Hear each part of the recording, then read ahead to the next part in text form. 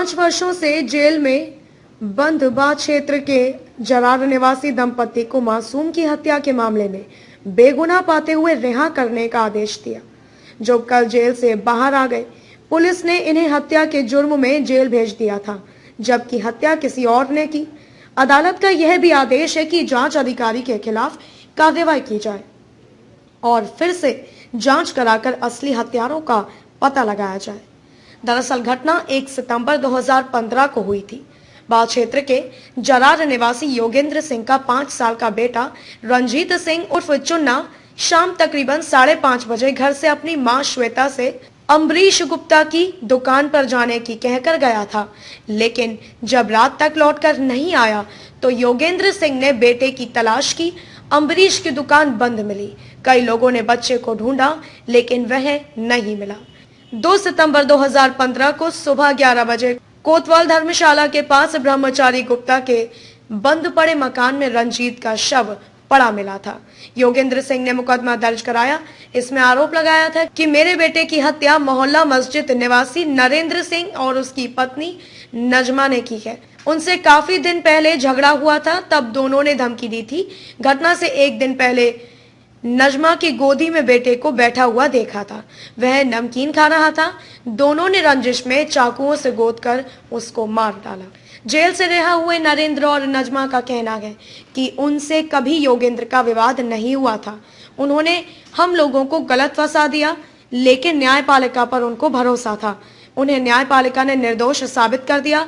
जब 5 साल पहले नजमा और उसके पति नरेंद्र को जेल भेजा था, उस वक्त नजमा की एक 3 साल की बेटी और 5 साल का बेटा था, जो अब 5 साल बाद कहां है उन्हें नहीं पता। दोनों का कहना है कि इस पूरे मामले की जांच पड़ताल हो और पुलिस पर तो कार्रवाई होनी ही चाहिए, लेकिन असली हत्यारे भी सामने आने चाहिए, तभी वो दोनों अपने गांव वापस जा सकेंगे। आगरा के बाद से नीरज परिहार की रिपोर्ट। नजमा आप 5 साल से ज्यादा वक्त का समय जेल से काट के फिर रिहा हुए हैं। हाँ। बच्चों को ढूंढ रहे हैं, क्या पूरा मामला है? बच्चा मिले ही नहीं है, आदमी पता ही नहीं है कहाँ है बच्चा। क्या हुआ था?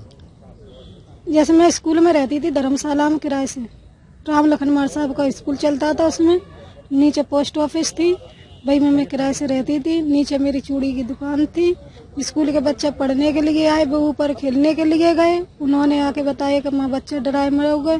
माँ साहब बोले उनके घर कहने के लिए चली जाओ। गलत फंसाया गया था। गलत फंसाया। फिर मैं उनके घर कहने के लिए गई, जे थाने चौकी गए, चौकी पे से फिर थाने गए, थाने से पुलिस लेके आई, मुझे माँ की वहीं गिरफ्तार कर लिया। किसने फंसाया? बाबू एडवोकेट, अध्यक्ष अधिवक्ता संयुक्त समिति आगरा। ये क्या मामला था पूरा? एक्चुअल में पुलिस की फर्जी जो कार्रवाइयां होती हैं उसका एक जीता जागता उदाहरण।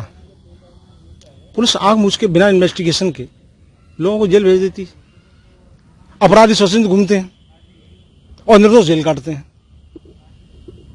पुलिस ये जानने तक की कोशिश नहीं करती कि अगर कोई आदमी शक के आधार पर कोई रिपोर्ट लिखा रहा है तो आखिरकार उसका कोई मोटिव होना चाहिए। शक क्यों है आखिरकार?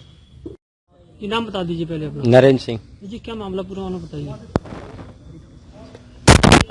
क्या हुआ था, क्या पूरा मामला ये है कि हमको 2 तारीख को पकड़ा है।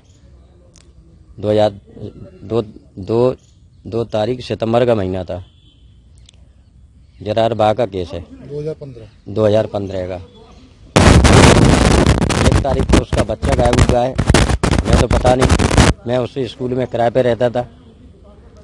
2 तारीख को जब बच्चे पढ़ने के लिए आए सुबह, तो प्रार्थना से पहले जो प्रेयर होती है, प्रार्थना से पहले बच्चे खेलते हैं, वो छत पे गए। छत पे खेलने के लिए गए तो बगल में देखा है कि डेड बॉडी जो 20 सालों से खाली पड़ी है। बाहर निवासी एक दंपत्ति को पुलिस ने हत्या के झूठे आरोप में जेल भेज दिया था। उनके 2 बच्चे थे। दोनों बच्चों को दादा के सुपुर्द कर दिया गया, लेकिन दादा की स्थिति ऐसी नहीं थी कि उन बच्चों को पालन पोषण कर सके, लिहाजा उन्होंने बच्चों को पुलिस के हैंडओवर कर दिया। पुलिस ने उन बच्चों को बाल कल्याण समिति के सामने पेश किया। बाल कल्याण समिति ने उनको बाल गृह में पहुंचा दिया। अब ऐसे में पूरा मामला 5 साल तक चला। 5 साल बाद जब कोर्ट ने इस पूरे मामले को देखा तो दोनों पति पत्नी को बेगुनाह पाया और उन्होंने उन दोनों को रिहा कर दिया। जब वो रिहा होकर अपने घर पहुंचे तो उनके पास में वो बच्चे नहीं थे और बच्चों की खोज के लिए वो पुलिस और अन्य विभागों के चक्कर काटने लगे, लेकिन बच्चे उनको नहीं मिल पाए, बच्चे थे ही नहीं। क्या नाम है आपका? मेरा नाम सर भगवान दास है। भगवान दास जी, आज आपके पुत्र को न्यायालय द्वारा बरी किया गया है, किस मामले में बरी किया गया है? मेरे पुत्र नरेंद्र निर्दोष था, लेकिन 302 में कत्ल केस में एक बच्चा खत्म हो गया था वहाँ पे धर्मशाला के योगेंद्र का, उसके में उसको जेल भेज दिया। और मुझे न्यायालय के प्रति बड़ी आत्मा है कि उन्होंने मेरा सच्चा न्याय किया है। क्या नाम है आपका? श्वेता जी, रंजीत से आपका क्या रिश्ता है? मेरा बेटा था। 5 वर्ष पूर्व उसके साथ जो हादसा हुआ था उस बारे में आप क्या कहना चाहती हैं? मेरी तरफ से तो वो मेरे यहाँ से तो खेलने के लिए गया था, मगर उनके घर पे जो कुछ किया उन लोगों ने, वहाँ पे उसकी डेड बॉडी मिली थी, फिर भी वो लोग छूट गए जेल से। इतना दस आपको समझ में नहीं आया कि मतलब जिसके घर में लाश मिली है वो गुनहगार है या नहीं है। गंगा देवी जी, नरेंद्र से आपका क्या रिश्ता है? रिश्ता पुत्र है। आज वो 5 साल बाद जेल से बाहर आ रहा है, आपको इस बात की खुशी है? खुशी भी है, गम भी है। गम भी इससे कि वो लड़का खत्म हुआ है, वो भी मेरा नाती है। न्यायालय के प्रति आपकी क्या भावना है? न्यायालय तो भगवान है, तो उसे उसी लेके चलते हैं कि सब भगवान अच्छा काम हो जाए।